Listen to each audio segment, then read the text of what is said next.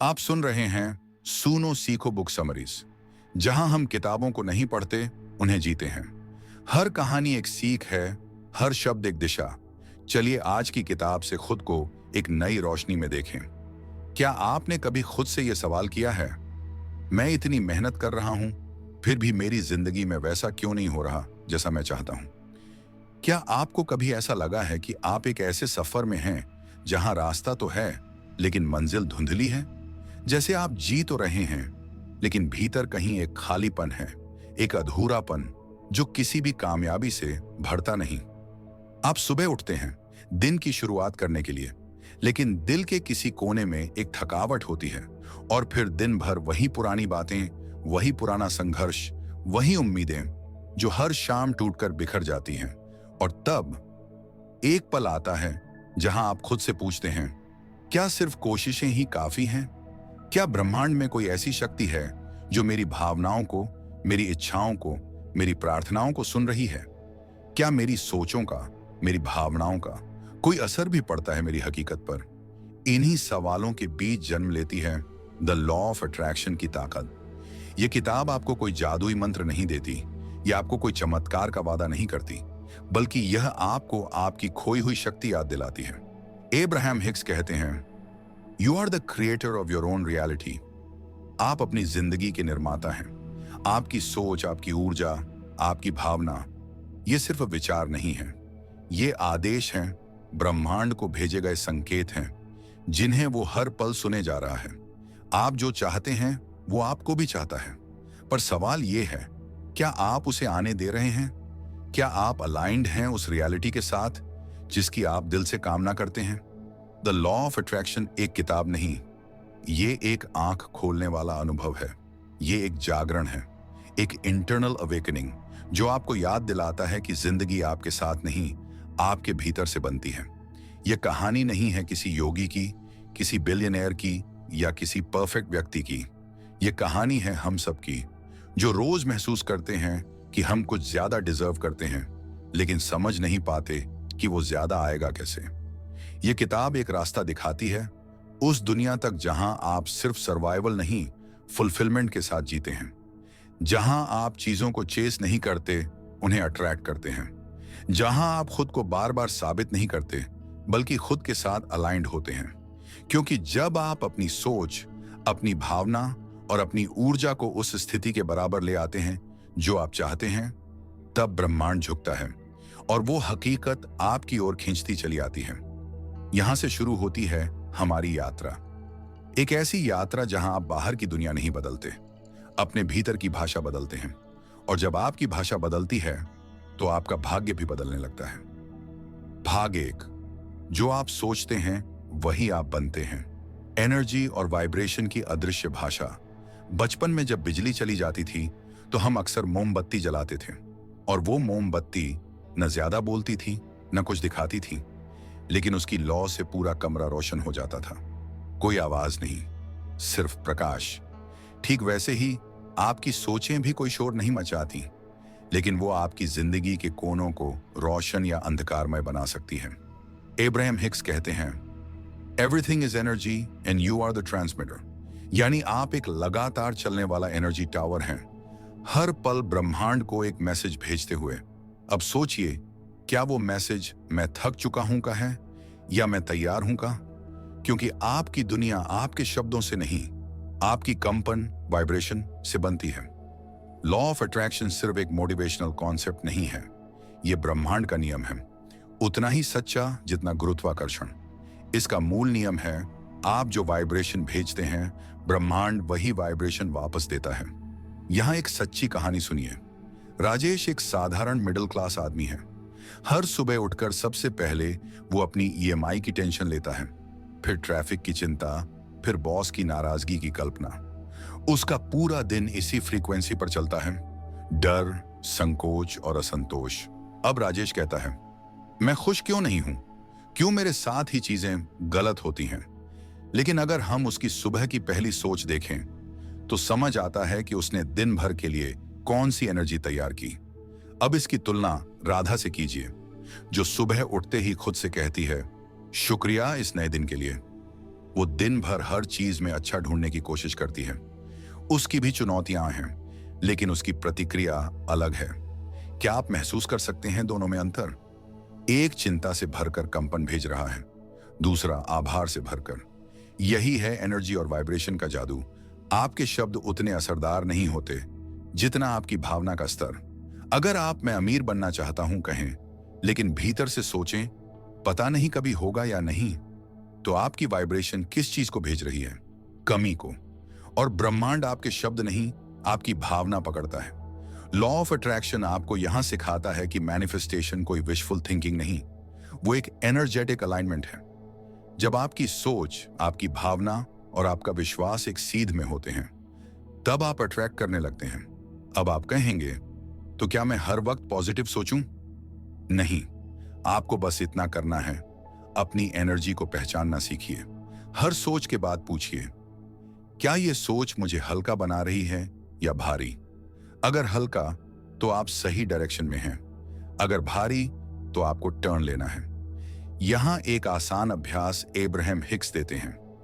हर सुबह उठते ही 30 सेकंड आंखें बंद करें और सिर्फ एक बात महसूस करें, मैं रिसीविंग मोड में हूं। ना विजुअलाइजेशन, ना टेक्निक, बस भावना। क्यों? क्योंकि यही वह स्टेट है जहां ब्रह्मांड आपको साफ साफ सुन पाता है। आप एक मैग्नेट हैं, और आप जो सोचते हैं, जो महसूस करते हैं, वही आपकी रियलिटी में पुल होता है। तो अगली बार जब आप शिकायत करने लगें, रुकिए, शब्द नहीं, अपने वाइब्रेशन को बदलिए, क्योंकि वही है असली भाषा, ब्रह्मांड की भाषा।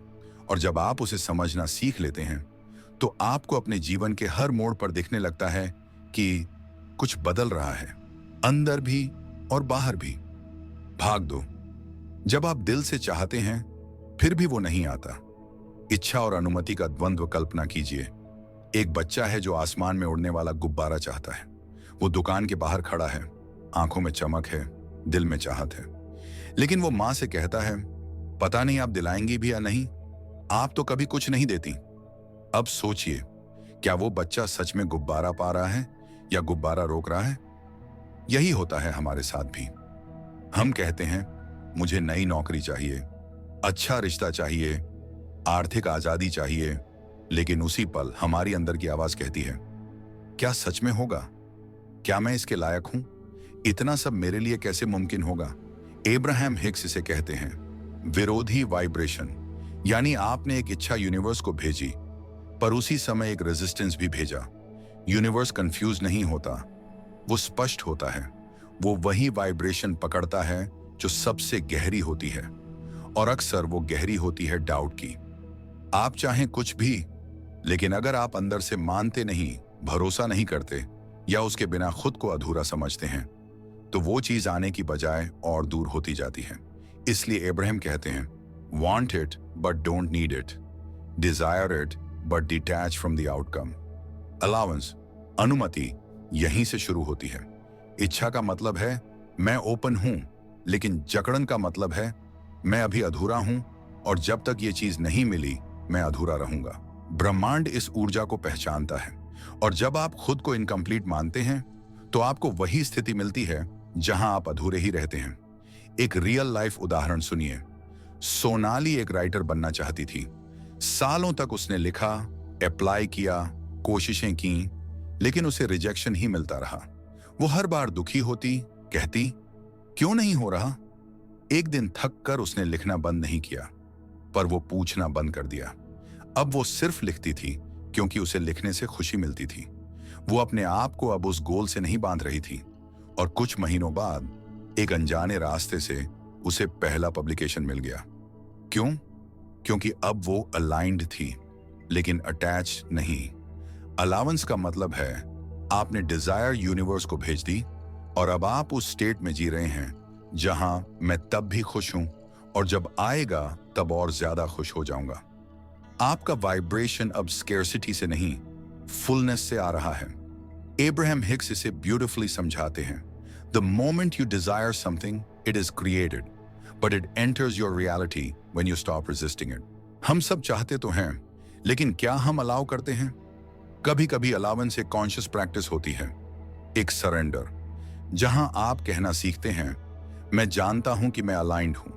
मैं जानता हूं कि जो मैं चाहता हूं वो भी मुझे चाहता है, और मैं उसके आने के लिए खुद को तैयार कर रहा हूं, शांति से, प्रेम से, आभार से। बस यहीं पर शिफ्ट होता है एनर्जी, क्योंकि अब आप चेस नहीं कर रहे, अब आप अट्रैक्ट कर रहे हैं। भाग 3, डिलिबरेट क्रिएशन।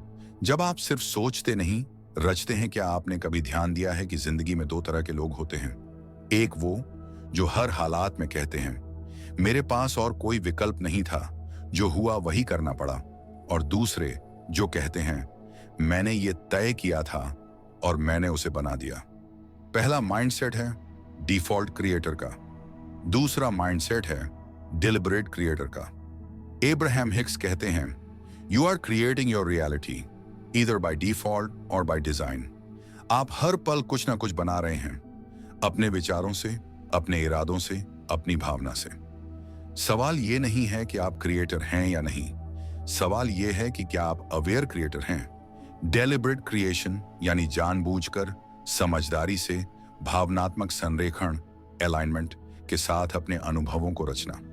अब इसे स्टेप बाय स्टेप समझते हैं, सिर्फ एक कहानी के रूप में। कल्पना कीजिए, रवि नाम का एक युवा लड़का है। उसका सपना है अपना छोटा सा कैफे खोलना, लेकिन हर बार वो सोचता है मेरे पास पैसे नहीं हैं, एक्सपीरियंस नहीं है, लोग क्या कहेंगे। वो चाहत तो रखता है, लेकिन साथ में हजारों डर, शक और शर्तें भी। और हर साल वह किसी ना किसी कारण उस सपने को पोस्टपोन कर देता है। एक दिन रवि एक वीडियो देखता है एब्राहम हिक्स का, जिसमें कहा गया don't wait for the circumstances to align, align yourself first. Ravi उसी दिन से एक प्रैक्टिस शुरू करता है। वो हर सुबह 10 मिनट बैठता है और महसूस करता है कि उसका कैफे पहले से खुल चुका है। लोग आ रहे हैं, कॉफी की खुशबू है, वो हंस रहा है, सुकून है। वो सिर्फ विजुअलाइज नहीं करता, वो फील करता है। वो उस वर्जन को डेली एक्टिवेट करता है जो अभी तक बना नहीं, लेकिन उसकी ऊर्जा में जीवित है। धीरे धीरे वो इंस्पिरेशन महसूस करने लगता है। वो रिसर्च करता है, यूज्ड फर्नीचर खोजता है, फ्रेंड्स से बात करता है, और कुछ महीनों में बिना बड़े लोन या इन्वेस्टर के वो एक छोटा बट सोलफुल कैफे खोल लेता है। क्यों? क्योंकि अब वो क्रिएट कर रहा था डिलिबरेटली।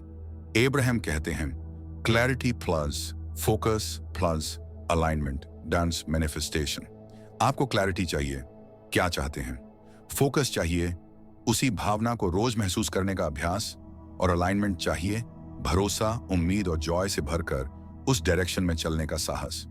यही होता है इनर ब्लूप्रिंट बनाना। जब आप कहते हैं मैं चाहता हूं और उसके पीछे जोड़ते हैं ई, और मुझे पता है कि यह मुझ तक आ रहा है अपने सही समय पर, तब यूनिवर्स काम पर लग जाता है। डिलिबरेट क्रिएशन का मतलब यह नहीं कि हर चीज पर कंट्रोल हो। इसका मतलब है आप अपनी एनर्जी के मास्टर हैं। आप उस फ्रीक्वेंसी पर जीते हैं जो आपके सपनों से मेल खाती है। आप इंस्पायर्ड एक्शन लेते हैं, मजबूरी से नहीं, खुशी से। आप चीजों का इंतजार नहीं करते, आप उन्हें इनवाइट करते हैं। आप क्रिएटर की भूमिका निभाते हैं, हर विचार, हर भावना, हर पल के साथ। क्योंकि जब आप करने से पहले होने पर ध्यान देते हैं, तो ब्रह्मांड हर कैसे का रास्ता खुद तय कर देता है। भाग 4, लेटिंग गो। जब आप जकड़ना छोड़ते हैं, तब यूनिवर्स अपना काम शुरू करता है। क्या आपने कभी पतंग उड़ाई है? जब हवा तेज होती है, आप डोर खींचते हैं, पतंग ऊपर जाती है। लेकिन अगर आप डोर को ज्यादा कस लें, तो क्या होता है? पतंग कांपने लगती है, फिर गिर जाती है। और अगर आप डोर को पूरी तरह छोड़ दें, तब वो पतंग बेकाबू हो जाती है, बहक जाती है। लेकिन जब आप हल्के हाथ से भरोसे के साथ डोर पकड़ते हैं, तब पतंग सबसे सुंदर उड़ान भरती है। बस यही है लेटिंग गो। इच्छा रखना जरूरी है, उस दिशा में अलाइंड रहना भी जरूरी है। लेकिन अगर आप उस इच्छा को कसकर पकड़ लेंगे, हर दिन पूछेंगे कब मिलेगा, क्यों नहीं मिल रहा, क्या मैं ठीक कर रहा हूं, तो आप खुद ही उस एनर्जी को ब्लॉक कर रहे हैं जो उसे आपके पास लाने वाली थी। एब्राहम हिक्स कहते हैं you don't attract through tension, you attract through trust. Letting go का मतलब यह नहीं कि आप इच्छाओं को छोड़ दें, बल्कि यह है कि आप रेजिस्टेंस को छोड़ें, डर को, संदेह को, अर्जेंसी को। यहां एक सच्चा अनुभव सुनिए। अनु एक लड़की है जो सालों से एक अच्छे साथी की तलाश में थी। हर रिश्ता टूट जाता। हर बार वो कहती, मैं क्या गलत कर रही हूं। वो हर दिन एफर्मेशंस करती, स्क्रिप्टिंग करती, लेकिन भीतर ही भीतर सोचती, शायद मेरे लिए नहीं है। फिर एक दिन उसने खुद से कहा, मैं अब इस ख्वाहिश को मजबूरी नहीं बनाऊंगी। उसने रिश्ते के विचार को छोड़ा नहीं, लेकिन अब उसकी दुनिया उस रिश्ते के बिना भी पूरी थी। वो खुद को प्यार करने लगी, अपनी क्रिएटिविटी में डूबने लगी, दोस्तों से घुलने लगी, और कुछ ही महीनों में एक ऐसा इंसान उसकी जिंदगी में आया जिसे वो जानती भी नहीं थी कि वो चाहती है। क्यों? क्योंकि उसने स्पेस बनाई। लेटिंग गो क्रिएट्स स्पेस, वो खाली जगह जहां यूनिवर्स आकर अपना जादू बुनता है। एब्राहम हिक्स इसे रिसीविंग मोड कहते हैं। जब आप ज्यादा कोशिशें करना बंद करते हैं और अलाइंड होने की स्थिति में रहते हैं, तब आपके पास वो क्लैरिटी, कामनेस और कॉन्फिडेंस आता है जो आपको अट्रैक्ट करने में मदद करता है। Think of it like this, आपने यूनिवर्स को अपना ऑर्डर दे दिया है। अब क्या आप हर 5 मिनट में वेटर को टोकते हैं, या रिलैक्स्ड होकर उस विश्वास में बैठते हैं कि ऑर्डर आ ही रहा है? लेटिंग गो यानी एक्सपेक्टेशन के बिना इंगेजमेंट, डिजायर के बिना डेस्परेशन, लव के बिना लैक। ये वो स्थिति है जहां आप खुद से कहते हैं, मैं जानता हूं कि मैंने जो मांगा है वो आ रहा है, और जब तक वो आए मैं खुश हूं, और जब वो आए मैं और भी ज्यादा खुश हो जाऊंगा। यही है वो कंपन, वाइब्रेशन, जो सबसे ज्यादा मैग्नेटिक होती है, क्योंकि जब आप चेसिंग बंद कर देते हैं तब चीजें आपको चेसिंग करने लगती हैं। भाग 5, सेगमेंट इंटेंडिंग। जब आप हर पल को एक नया इरादा देते हैं तो पूरी जिंदगी संवर जाती है। सोचिए, आप सुबह उठते हैं, अलार्म बजता है, आप बिस्तर से उठते हैं, फोन चेक करते हैं, फिर रोजमर्रा की भागदौड़ शुरू हो जाती है, और फिर अचानक शाम हो जाती है और आप सोचते हैं, आज दिन कैसे निकल गया, कुछ समझ ही नहीं आया। ये डिफॉल्ट मोड है, बिना सोचे बिना चुने बस दौड़ते रहना। लेकिन क्या हो अगर आप हर नया हिस्सा, हर नया सेगमेंट जागरूकता से शुरू करें? सेगमेंट इंटेंडिंग का मतलब है अपने दिन को छोटे छोटे टुकड़ों में बांटना, और हर टुकड़े की शुरुआत में खुद से यह पूछना, मैं इस समय में क्या अनुभव करना चाहता हूं? एब्राहम हिक्स कहते हैं, जब आप इरादा करने के लिए रुकते हैं तो आप अपनी ऊर्जा को निर्देशित करते हैं। And where energy goes, creation flows. उदाहरण के लिए, आप सुबह उठे, यही पहला सेगमेंट है। आप कह सकते हैं, मैं चाहता हूं कि आज का दिन शांत, सहज और सकारात्मक हो। फिर आप नहाने जा रहे हैं, दूसरा सेगमेंट शुरू, मैं अपने शरीर को सम्मान दे रहा हूं, मैं ताजगी महसूस कर रहा हूं। अब आप ऑफिस जाने निकले, तीसरा सेगमेंट, मैं चाहता हूं कि रास्ता सुरक्षित हो, मैं शांत रहूं और सब कुछ स्मूथली हो। अब आप मीटिंग में जा रहे हैं, चौथा सेगमेंट, मैं क्लैरिटी के साथ बात करूंगा, मुझे समझा जाएगा, सहयोग मिलेगा। हर बार जब आप सेगमेंट की शुरुआत में सिर्फ 10 से 15 सेकंड का इरादा तय करते हैं तो आप अपनी एनर्जी को कॉन्शियसली डायरेक्ट कर रहे होते हैं, और यही होता है क्रिएशन का असली कंट्रोल। यहां एक उदाहरण लीजिए। अर्जुन एक सेल्स एग्जीक्यूटिव है। हर दिन क्लाइंट कॉल से पहले वो घबराता है, नकारात्मक सोचता है, पता नहीं हां कहेगा या नहीं, शायद फिर से टाल देगा। पर जब उसने सेगमेंट इंटेंडिंग सीखा, उसने हर कॉल से पहले सिर्फ ये सोचना शुरू किया, मैं कनेक्शन बनाने जा रहा हूं, मेरा उद्देश्य सेवा है, और जो होना है वही होगा मेरे सर्वोत्तम के लिए।